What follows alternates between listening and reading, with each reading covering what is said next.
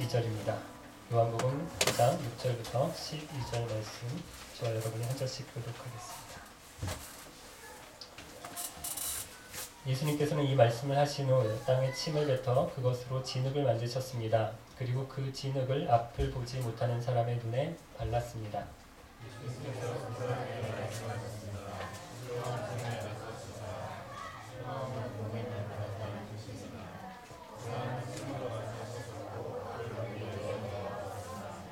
그 사람의 이웃이나 전에 이 사람이 구걸하던 것을 본 적이 있던 사람들이 물었습니다. 이 사람은 앉아서 구걸하던 사람이 아니냐?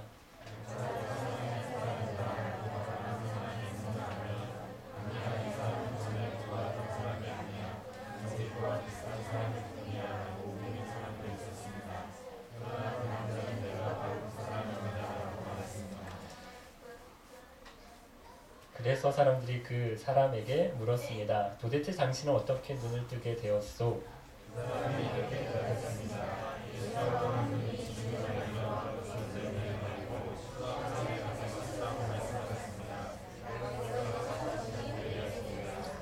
사람들이 물었습니다. 그 사람이 지금 어디에 있어? 그 남자는 나도 모릅니다. 라고 대답했습니다. 우리는 지난 주일에 나면서부터 앞 못 보는 사람에 대해서 말씀을 나눴습니다. 예수님께서 나면서부터 앞 못 보는 사람을 보셨어요. 잠깐 보고 지나가신 것이 아니라 이 앞 못 보는 사람을 좀 오랫동안 지켜보신 것 같아요. 그러니까 예수님께서 오랫동안 그 사람을 지켜보고 있으니까 예수님과 함께 있던 제자들이 그 사람을 같이 봅니다. 그리고 예수님의 제자들이 예수님께 질문을 드리죠. 이 사람이 나면서부터 안 못 본 것이 누구의 죄 때문입니까? 자기 자신의 죄입니까? 아니면 부모의 죄 때문입니까? 이렇게 물으니까 예수님이 제자들에게 뭐라고 말씀하시는가 하면 죄를 지어서 이렇게 된 것이 아니다. 이 사람을 통해서 하나님의 일을 행하시려고 하시는 것이다. 하나님이 하나님의 능력을 나타내시기 위해서다. 이렇게 말씀합니다. 여러분 보세요. 제가 종종 말씀드리지만 우리가 고통을 당하는 것이요. 이것이 아무 의미 없는 것이 아니죠. 이 고통 때문에 다른 사람의 고통을 더 잘 이해할 수 있습니다. 부모가 되는 게 꼭 고통은 아니지만 제가 얼마 전에 부모학교라고 하는 책을 읽었어요. 부모가 되는 것이요. 누구에게 공부가 되는가 하면 이 책에 보니까 자기 자신에게, 부모에게 학교가 되고 부모에게 공부가 된다라는 거예요. 부모가 되어봐야 제대로 누구를 이해할 수 있는가 하면 자기 부모를 이해할 수가 있대요. 나랑 너무 닮은 아이를 키워보면서 우리 엄마 아빠도 나 때문에 되게 힘드셨겠구나, 답답하셨겠구나, 이런 생각을 하게 된다는 것이죠. 그리고 여러분 부모가 되어봐야 또 누구를 이해할 수 있게 되는가 하면 하나님 아버지의 마음을 알게 됩니다. 하나님의 마음을 다는 몰라요. 그런데 조금은 부모가 되면 하나님 아버지의 마음이 이런 거겠구나 조금은 느끼고요, 알게 됩니다. 자식 낳기 전까지는 몰라요. 자식을 낳기 전까지는 알 수도 없는 게 있어요.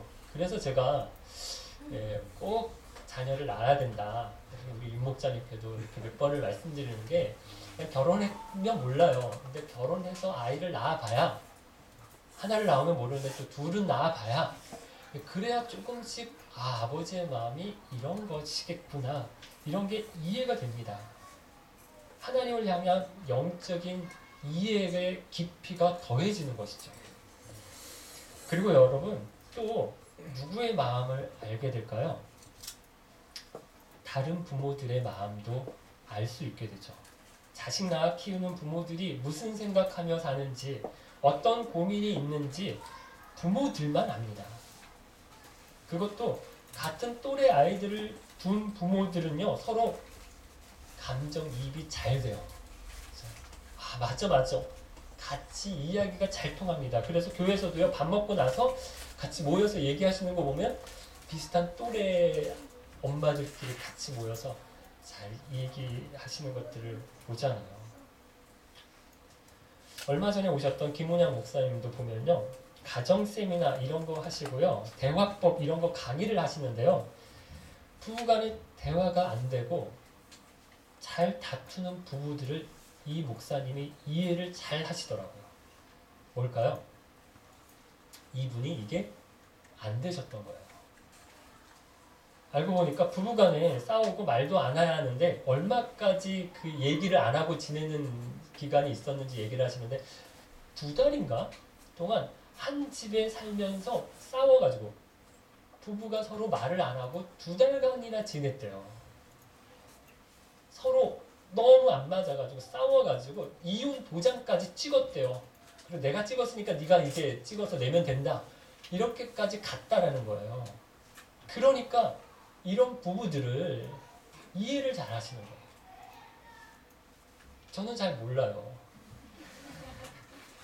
저희 부부는 사이가 뭐 그렇게 심각했던 적은 없는 것 같아요. 그렇게까지 가보진 않았어요. 저희는 끽해야 말 안 하고 지내는 게 한 이틀 가면 굉장히 오래 간 거였던 것 같고요. 얼마 전에 제가 하루 정도 밥 안 먹고 삐져가지고 말하라고 이렇게 퉁 하고 있으니까 아내가 두 손 들고 와서 제발 밥만 먹어달라 꼭 그랬던 건 아니고 하여간 네, 그러면서 화해가 됐거든요. 저는 그렇게 오래 간 적은 없어요. 그래서 제가 뭐 가정사역자가 되고 이런 거는 아닌 것 같아요. 여러분 고통마저도 우리가 아픈 기억, 힘든 일들마저도 하나님을 통해서 새롭게 나를 만드시고 빚어가시는 하나님의 놀라운 계획이 있습니다. 왜 내게 이런 어려운 일이 있고 왜 이런 문제들이 있는지 그것 때문에 낙심하고 원망하지 마시고요. 이 일을 통해서 하나님이 나같이 어려움을 겪는 사람, 힘든 일을 당한 사람 도우라고 하시는구나, 이해하라고 하시구나, 격려하라고 하시는 거구나, 그렇게 우리가 믿고요. 나처럼 힘든 사람, 어려운 사람 더 많이 사랑하시고 함께 해주시고 도와주시는 저와 여러분 되셨으면 좋겠습니다. 이어서 오늘 본문을 보면 예수님께서 나면서부터 안 못 보는 사람을 지난 주일에는 보기만 하셨어요. 그런데 오늘 어떻게 하세요? 실제로 그 사람을 고쳐주십니다. 그런데 여러분 어떻게 고쳐주십니까? 6절과 7절인데 다시 한번 읽어볼까요? 6절, 7절. 예수님께서는 이 말씀을 하신 후 땅에 침을 뱉어 그것으로 진흙을 만드셨습니다. 그리고 그 진흙을 앞을 보지 못하는 사람의 눈에 발랐습니다. 예수님께서 그 사람에게 말씀하셨습니다. 실로암 샘에 가서 씻어라. 실로암은 보냄을 받았다라는 뜻입니다. 그 사람은 샘으로 가서 씻었고 앞을 보게 되어 돌아왔습니다. 그럼 무슨 생각이 드십니까? 저는 일단 이런 생각이 들어요. 왜 이렇게 하셨을까 하는 선뜻 이해가 되지 않는다. 좀 이해하기 어렵다라는 생각이 듭니다. 왜 이 방법을 택하셨을까? 왜 이 방법으로 하셨을까? 고쳐주셨을까? 왜 침을 뱉으시고 왜 진흙을 만드시고 왜 눈에 바르시고 왜 그걸 또 실로암에 가서 씻어라 이렇게 하셨을까? 어떤 사람은 침에는 굉장히 특별한 효능이 있다 이렇게 이야기를 해요. 침은 발암 물질을 30초 이내에 죽인다 이렇게 되어 있고요. 항산화제 역할을 하고 소독이나 면역 기능을 한다 이렇게 얘기합니다. 제가 침의 효능 인터넷에 쳐봤더니 이런 게 나오더라고요. 그래서 웬만한 상처엔 뭐를 발라라? 침을 발라라. 뭐 모기에 물렸거나 벌레에 물렸거나 뭐 그러면 벌에 물려도 뭐 침을 바르면 이렇게 빨리 낫는다 이렇게 말하는데 예수님이 여기서 침을 사용하신 건 이런 침의 효능을 아주 잘 알고 계셨기 때문에 이렇게 하셨을 거다 이렇게 말하는 사람들이 있어요. 또 진흙을 사용하신 것에 대해서 어떤 사람들은 또 이렇게 얘기하는데요. 사람이 어떻게 지어졌어요? 창세기에 보니까 흙으로 진흙으로 빚으시고 코에 생기를 넣으니까 사람이 되었다라고 하지 않았느냐. 그러니까 여기서 예수님께서 진흙을 그 눈에 바르셨다라는 건 그 사람의 눈을 다시 창조하고 계신 거다. 만들고 계신 거다. 이렇게 말하는 사람도 있어요. 또 어떤 분은 침과 진흙을 함께 섞어서 만든 것을 바른 것을 해석하면서 침은 예수님의 신성을 얘기하는 거고 진흙은 예수님의 인성을 얘기해요. 신 대신 하나님의 능력과 침을 통해서 진흙을 통해서는 예수님의 인간된 성질이 섞여서 눈에 발라서 그 사람의 눈을 뜬 거다. 질병을 고친 거다. 이렇게 말하는 사람들도 있어요. 이게 이제 다 그럴듯한 이야기지만 그럼 믿으면 안 되죠. 아닌 거 아시죠? 그러면 여러분 이걸 어떻게 봐야 될까요? 우리가 우선 알아야 될 것이 있는데요. 예수님은 침과 진흙 없이도 안목 보는 사람의 눈을 뜨게 해 주실 수 있을까요? 있어요? 예, 있습니다. 예수님은 침을 뱉고 진흙을 만드시지 않아도 그것을 눈에 갖다가 붙이지 않아도 그걸 가서 실로암에 씻어라 라고 얘기하지 않아도 이 사람의 눈을 뜨게 해 주실 수 있는 능력이 있으십니다. 어떻게 알까요? 예수님이 제자들과 함께 갈릴리 바다에 있을 때 풍랑이 불어서 거의 배가 뒤집혀서 죽게 될 그런 상황이 있었습니다. 그때 예수님이 어떻게 파도와 바람을 잔잔케 하십니까? 막 돌을 가지고 파도를 막 때려가지고 이게 안 죽어? 뭐 이렇게 하지 않으셨어요. 어떻게 하셨어요? 말씀으로 잔잔해져라 라고 얘기하니까 잔잔하라 라고 하니까 불던 바람과 풍랑과 파도가 다 잔잔해졌습니다. 예수님이 죽은 나사로를 살리실 때도 보면요, 무슨 복잡한 의식을 행하신 것이 없습니다. 무슨 향을 피워라, 뭐 불을 밝혀라 하신 것이 없어요. 그냥 뭐라고 하셨어요? 나사로야 나오너라 라고 이야기를 하니까 나왔어요. 그것만이 아니라 어떤 경우에는 아예 말씀조차도 하지 않으셨어요. 12년 동안 혈루증을 앓던 여자는요, 그냥 예수님이 지나가시는 길에 어떻게 했어요? 손에 옷자락을 이렇게 만지기만 했어요. 그런데도 깨끗함을 입었습니다. 손만 얹었는데도 예수님이 문둥병이 나았어요. 기도만 하셨는데도 물고기 2마리와 보리빵 5개로 5,000명을 먹이시고 12광주리가 남았습니다. 그래서 오늘 본문에서도 예수님이 꼭 침을 뱉고 진흙을 이겨서 발라야 눈을 뜨게 해 주실 수 있었던 게 아닙니다. 그냥 눈을 떠라 이렇게 말씀 한마디만으로도 눈먼 사람의 이 눈을 뜨게 해 주실 수 있어요. 그런데 왜 예수님이 이렇게 아주 간단한 방법, 쉬운 방법으로 하실 수 있음에도 즉석에서 이 사람의 눈을 뜨게 해 주실 수 있었는데도 이렇게 어려운 방법을 가지고 이 사람의 눈을 뜨게 해 주신 걸까요? 어떤 사람들은 예수님이 참 더럽게 침을 뱉으시냐 이렇게 말씀하실 수도 있잖아요. 침을 뱉어도 여러분 조금 뱉은 게 아니에요. 어느 정도 뱉었는가 하면 침으로 진흙을 이겼으니까 계속 뱉어야 되는 거예요. 이렇게 침이 계속 나오는 건 아니잖아요. 이렇게 모았다가 뱉고 이걸 진흙을 만들어서 여기 붙여야 됐으니까 예수님이 침을 굉장히 많이 뱉으신 거예요. 또 이렇게도 볼 수 있는데 진흙을 이겨서 눈에 바르면 어떻게 될까요? 그럼 이게 굳어요. 팔레스틴은 또 굉장히 건조한 나라니까요. 더 빨리 굳어질 겁니다. 그러면 눈을 뜨게 하는 게 아니라 오히려 딱딱하게 굳어서 눈에 더 안 좋을 수도 있어요. 그런데도 예수님은 왜 이런 방법, 이런 비위생적이고 미개해 보이는 방법을 사용하셨을까? 저는 이렇게 보는데요. 사랑의 손길입니다. 섬겨주시고 만져주시는 거예요. 가령 어느 것이 여러분 더 쉬울까요? 예수님이야 어떻게 하시나 다 쉬우신 일일 거예요. 말씀만으로 고치시나 침으로 진흙으로 발라서 고쳐주시나 예수님께는 다 쉬운 일이고 다 하실 수 있는 일이세요. 그런데 여러분 더 번거로운 일은 뭘까요?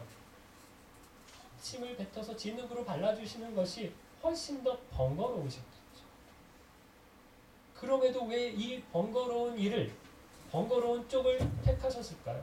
예수님 자신이 아니라 이 안목 보는 사람을 위해서 그렇게 해주신 것입니다. 그래서 그런지 오늘 본문에 나오는 이 안목 보는 사람을 다른 이적을 체험했던 사람들과 비교를 해보면요. 많이 다릅니다. 예수님이 병을 고쳐주신 적이 굉장히 많잖아요. 그런데 이 병 고침을 받은 사람들이 받고 나서 별로 그 다음 이야기가 성경에 소개되고 있는 게 별로 없어요. 그런데 여러분 이 사람의 이야기는 이 나면서부터 보이지 않았던 이 사람이 병 고침을 받은 이야기만 나온 게 아니라 이 사람이 병 고침을 받고 나서 어떤 일이 있었는지를 기록하고 있는 게 굉장히 여러 번 나옵니다. 그런데 보세요. 여러분, 예수님이 한 번은 사마리아와 갈릴리 지방의 경계를 지나가시다가 문둥병에 걸린 10명의 사람을 보셨어요. 그리고 이들의 병을 고쳐주시거든요. 그런데 10명 중에 예수님께 다시 돌아와서 감사를 표현했던 사람 몇 명이죠? 몇 명이죠? 너무 많이 얘기하지 마시고요. 10명 중에 단 한 명밖에 없었어요.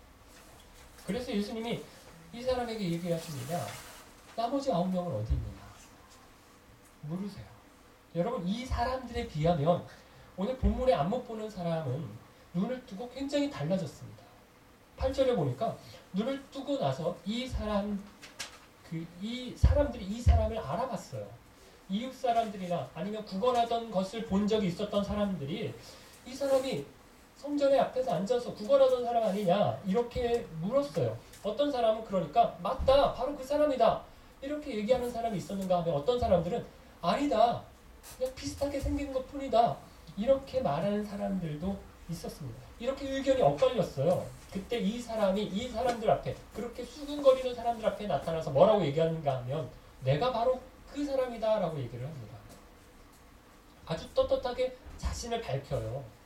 그뿐만 아니라 자신이 어떻게 눈을 뜨게 됐는지 사람들 앞에서 이야기를 하는데요. 11절이죠. 같이 읽어볼까요? 11절. 그 사람이 이렇게 대답했습니다. 예수라고 하는 분이 진흙을 만들어 그것을 내 눈에 바르고 실로암 샘에 가서 씻으라고 말씀하셨습니다. 내가 가서 씻었더니 보게 되었습니다. 자신의 눈을 뜨게 해주신 분이 누구요?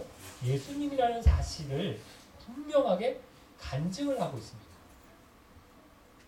우리가 다음 주일에 보게 되겠지만 그 다음 본문을 보더라도요. 이것이 문제가 돼서 바리새인들이 나타나서 정말 병 고친 사람이 예수냐? 이렇게 협박을 해요. 그렇게 말하지 말라고 협박 비슷하게 하는데도 불구하고 어떻게 하냐면 이 사람이 예수님이 나를 고쳐주셨다. 아주 분명하게 이야기를 하고 있습니다. 그럼 그냥 눈을 뜨고 나서 눈 떴으니까 이제 보게 됐으니까 아 다행이다. 잘됐다. 이렇게 하지 않아요. 자기 위험을 감수하고요. 불이익을 각오하고 예수님을 증언하고 있습니다. 이 이야기가 요한복음 9장의 끝까지 나오는 이야기예요. 여러분, 이 사람이 이렇게 된 것이요. 예수님이 그냥 눈을 떠주게 해주신 것만 아니라 눈을 떠주시게 해주시되 어떤 과정? 사랑의 손길로 대해주시는 과정이 있었기 때문이라고 저는 봅니다. 이 사람에게는 그냥 말씀만으로 바로 눈을 뜨게 해주시지 않고 침을 뱉어서 진흙을 만드셔서 그것을 눈에 발라주셔서 그리고 또 자기 발로 더듬더듬 지팡이를 짚어가면서 찾아가서 어디? 실로암에 거기 가서 씻을 때 그렇게 시간이 걸리고요. 번거로운 과정이 있었기 때문에 예수님의 손길을 더 깊이 느끼고 체험할 수 있었기 때문에 이 사람이 변화되고 바뀌었다는 것입니다. 그리고 그 모든 시간을 통해서 예수님의 능력을 더 크게 확신했다는 거예요. 여러분, 하나님의 능력과 역사는 시대마다 나라마다 다를 수 있습니다. 예수님이 침으로 진흙을 만드셔서 눈에 바르셔서 그것으로 눈이 뜨게 해주셨구나 이래가지고요. 여러분, 아무리 침을 뱉어서 진흙을 만들어서 눈에 붙여보십시오. 눈 떠집니까? 안 못 보는 사람이? 안 떠져요. 뭐 눈에 다래끼 났다고 여러분이 해가지고 눈에 붙여보세요. 다래끼 나아요? 안 나아요. 오히려 세균만 더 감염되죠. 그러나 또 어떤 곳에서는 이런 비슷한 일이 일어날 수도 있어요. 한국에 있을 때 아마존에서 사역하시는 선교사님께서 오셔서 선교 보고하는 것을 들은 적이 있었는데 아마존에서 이분이 침을 놓으신대요. 침 제대로 배우신 분 아니에요. 한의학과 나오신 분 아니세요. 그런데 선교하러 가셔서 침을 어떻게 배우셔서 그걸 가지고 선교지에서 그 원주민들에게 침을 열심히 놓았다라는 거예요. 그런데 그렇게 침을 놓으니까 허리가 좀 삐끗했던 사람, 뻐근한 사람, 근육통 정도가 고쳐지는 게 아니라 거의 죽어가는 사람까지 낫게 되는 경험을 했다라는 거예요. 하나님이 아주 어려운 나라, 힘든 나라에서는 이렇게라도 해서 복음을 전하게 하시기 위해서, 복음이 들어가게 하시기 위해서 이런 기적들을, 급한 일들을 행하실 수 있다라는 것입니다. 여러분, 변상계 선교사님이요, 이분도 뭐 놓으세요? 자꾸 손잡자고 하시면서, 손보자고 하시면서 손에 수지침을 놓으시잖아요. 지난 봄에 저랑 같이 터키, 그리스 갔을 때요, 가는 곳마다 침 들고 다니시면서 놨어요. 뭐 어디 식당 가서 식당 종업원들 놓고, 막 휴게소에 가서 또 막 놓고. 그런데 그렇게 확 찌르니까요, 교통사고로 허리를 제대로 못 피던 그 휴게소의 주인 아저씨가 나왔어요. 그래서 너무 고맙다고, 이게 터키 빵인가? 그 떡 같은 거 있잖아요. 그거 막 몇 개 주시고, 그래서 우리 버스에서 나눠 먹고 그랬었거든요. 뭐 완전 도사도 아니세요. 이분도 이런 수집침 책 여행 가면서 또 싸가지고 오셔서 밤에 그것도 계속 보고 읽고 공부하고 그러면서 또 쿡쿡 찌르시는 거예요. 근데 이 불을 통해서 어떻게 해요? 하나님이 역사하시더라고요. 그런데 정작 본인은 어때요? 변선교사님이 침을 놓으시면서 자주 하시는 말씀이 있는데, 암이나 아주 심각한 병, 아니면 웬만한 병은 이걸로 다 고칠 수 있다, 이렇게 하시면서 그렇게 수지침을 자꾸 놓으시거든요. 그런데 본인 병은 정작 못 고치셨어요. 그래서 이 중이염 수술하러 지금 한국 들어가셔서 지금 잘 치료받고 계시고 곧 들어오신다고 하시는데요. 하나님이 사용하시는 거예요. 어려운 지역, 힘든 지역에서는 그런 거라도 사용하시는 거예요. 그런데 변은 선교사님은 한국 가서 수술 받으실 수 있으니까 안 낫지만, 어려운 지역의 어려운 사람들에겐 그걸 통해서 낫게 하시고, 그걸 통해서 복음 전하는 통로로 사용하신다라는 것입니다. 여러분, 하나님의 능력은 똑같이 나타나는 건 아닙니다. 성경에 있는 대로 다 된다 이렇게 해서, 어떤 사람 지금도 예언이 있다라고 해서, 구약에도 예언자가 있었고 신약에도 예언자가 있었으니까 오늘도 예언이 있다 이래가지고 뭐 무슨 일이 있으면 기도 받으러 다니고 예언 받으러 다니고, 뭐 그래서 어떻게 물어봐야 그분이 어떤 대답을 해줘야 내가 진로를 결정하고, 뭐 이렇게 자꾸 기도받고 예언 받으러 다니는 분들이 있는데, 여러분, 이런 거 없습니다. 예수님이 병을 고쳐주시지 않았느냐, 사도들도 병을 고치지 않았느냐, 그래서 지금도 기도원에 들어가가지고 병 고치겠다라고 해가지고 막 기도원 들어가서 병원 안 가고 기도원에 가서 기도로만 내가 고치겠다 이렇게 하시는 분들이 있는데, 저희 사촌형 그렇게 돌아가셨습니다. 그러지 마세요. 아닙니다. 여러분, 하나님의 능력이 다양하게 나타납니다. 가난한 나라, 어려운 선교지에서는요, 병원이 없으니까 선교사님들을 통해서 간단한 어떤 조치만으로도 하나님의 역사가 일어나요. 병이 낫는 기적들이 있어요. 여러분, 우리가 여기에 러시아에서 살면서도 그렇잖아요. 병원 가는 게 쉽지 않으니까 한국에 있을 때는 아프면 그냥 약국 가고 그냥 병원 가고 아주 쉽게 했었어요. 그런데 여기서 아프면 어떻게 해요? 저희들만 하더라도 기도부터 되더라고요. 한국에서는 아프다고 할 때 너 막 기도하자 뭐 이렇게 별로 안 했는데, 기도하고 그렇게 안 했는데 여기선 기도가 되더라고요. 기도하면서 집에 약상자 있잖아요, 다들. 저희 집에 이만한 거 있습니다. 여기 막 뒤져가지고 한국에서 가져온 거, 러시아에서 산 거 막 뒤져가지고, 아 지금 콧물이 나니까 이 콧물이야, 이 기침 열이 있다고 또 열나, 내 나름대로 조지하잖아요. 왜? 그거 목이잖아요. 그런데 어떻게 돼요? 나아요. 얼렁뚱땅 해가지고 먹였는데도 나아요. 기도하면서 먹이니까.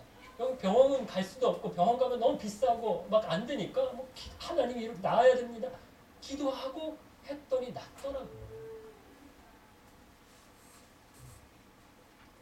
저는 기도를 들어주시고 역사하시는 것이 다른 것 같습니다. 한국에서는 기도 말고 나을 방법이 많으니까 덜 들어주셔도 별로 몰랐어요. 그런데 여기서는 기도로 안 나으면 안 되니까, 복잡해지니까 낫게 해주시는 거예요. 제가 말씀드리는 요지는요, 하나님의 능력과 역사가 다르게 나타날 수 있다는 겁니다. 구약과 신약의 시대가 다르고요. 신약 성경에 나오는 사도들의 시대와 오늘날이 또 다를 수 있습니다. 또 나라마다 다르고 시대와 상황마다 다릅니다. 그러나 여러분, 그렇다고 하나님의 능력이 없는 건가요? 아니죠. 성경에 나타난 이적들이 다 똑같이 오늘날도 나타나는 건 아니지만 막 홍해가 갈라지고 뭐 진흙 바르면 눈먼자가 눈을 뜨고 안진뱅이가 막 일어나고 하는 것은 아니지만 무엇은 같아요? 그 능력을 행하신 하나님, 그분은 같아요. 그 능력 많으신 하나님은 그때 하나님이나 지금의 하나님이나 아브라함이 믿던 하나님이나 내가 믿는 하나님이나 같은 분이십니다. 동일한 분이세요. 그래서 여러분, 우리가 하나님께 구하면 하나님이 들으시고요. 하나님이 역사하십니다. 그때하고는 다를 수 있어요. 그때는 침이었지만, 진흙이었지만 지금은 다를 수 있어요. 그때는 안 못 보는 사람의 눈을 뜨게 해주시는 것이었지만 지금은 다를 수가 있더라고요. 그러나 하나님의 능력과 역사는 같습니다. 사랑하는 깊은 가족 여러분, 왜 침이고 왜 진흙이었더라고요? 왜 꼭 실로암에 가서 씻어야만 나을 수 있었더라고요? 그것이 번거로운 것이 아니고요. 그것이 하나님의 사랑이었습니다. 한 번에 아주 간단하게 그렇게 응답되는 일들도 있습니다. 하나님, 예수님께서 그렇게 고쳐주신 적도 있으셨어요. 어쩜 저렇게 저분은 계획한 대로 착착 다 될까? 어쩜 기도 제목을 내실 때마다 그렇게 다 응답을 저렇게 빨리 받으실까? 이렇게 생각될 때가 있죠. 공부가 제일 쉬웠어요. 이런 말 하는 사람 어때요? 재수 없죠. 난 공부하기가 너무 싫어 죽겠는데 양만 오릅니다. 아이들이 알아서 다 하더라고요. 과외는 시켜본 적도 없어요. 수능 만점자 부모가 나와서 이런 인터뷰를 하면 어때요? 짜증나죠. 우리 아이들은 왜 이러는 걸까? 공부 1시간 시켜보려면 이렇게 막 들들 볶아야 겨우 책상에 앉는 우리 아이들, 우리 집 아이들과 비교하니까 열불만 납니다. 그런데 여러분, 그렇게 부러워할 것이 아닙니다. 빨리 응답받는 사람들 그렇게 부러워하지 마세요. 단번에 되고 쉽게 되는 사람들 부러워할 게 아니에요. 하나님이 적은 기도만 들어주신다 이렇게 생각되는 사람들 너무 부러워하지 마세요. 오래 걸려도 침 바르고 진흙으로 또 발리고 앞도 못 보는데 실로암까지 거기까지 막 헤매고 가야 할 때가 있어요. 그런데 그게 뭐라고요? 나를 바꾸시고 나를 변화시키시는 하나님의 사랑의 손길입니다. 더 큰 은혜 주시려는 하나님의 계획이에요.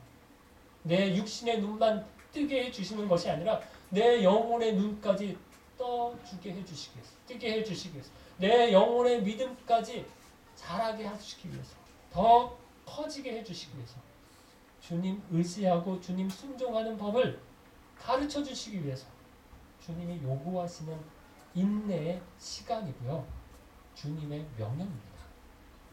어렵고 힘든 일들, 올 한 해의 기도의 제목들 가지고 주님 앞에 나아가시되 기도만 응답되는 것이 아니라 내 소원만 이루어지는 것이 아니라 모든 기도의 응답들을 통해서 그것을 다루어 가시는 하나님의 사랑의 손길을 경험하시는 저와 여러분 되시기를 바랍니다. 그냥 말씀만으로도 고쳐주실 수 있는데 잘 안 나오는 침을 계속해서 뱉어가면서 진흙을 이렇게 이겨가면서 나를 이렇게 눈을 만져주시고 눌러주시고 얘야 이제 실로암에 가서 씻어보면 사랑으로 나에게 찾아와서 만나주시는 그 분이 내가 원망해야 될 분이 아니라 나를 더 사랑하시기 때문에 쉬운 방법, 편리한 방법 말고 이런 과정을, 이런 일들을 통해서 나를 더 가까이 하시는 거야. 나를 더 사랑하시는 거야. 나를 더 만지시는구나. 나를 더 터치하시는구나. 그렇게 감사하게 주님 사랑 경험하시는 저와 여러분 되었으면 좋겠습니다. 그래서 올 한 해 주님 사랑 더 많이 누리고 풍성한 은혜 경험하시고 체험하시는 저와 여러분 되시기를 바랍니다.